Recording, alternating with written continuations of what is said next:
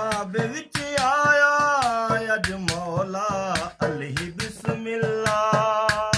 ਕਾਬੇ ਵਿੱਚ ਆਇਆ ਅੱਜ ਮੌਲਾ ਅਲੀ ਬਿਸਮਿਲ੍ਲਾ। ਕਾਬੇ ਫਰਮਾਇਆ ਅੱਲਾ ਦਾ ਅਲੀ ਬਿਸਮਿਲ੍ਲਾ। ਕਾਬੇ ਵਿੱਚ ਆਇਆ ਅੱਜ ਮੌਲਾ ਅਲੀ ਬਿਸਮਿਲ੍ਲਾ।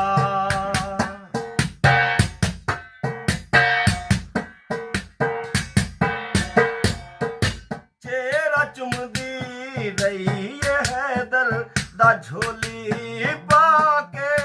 ਲੋਰੀਆਂ ਦਿੱਤੀਆਂ ਅਲੀ ਦੀ ਮਾਂ ਅਲੀ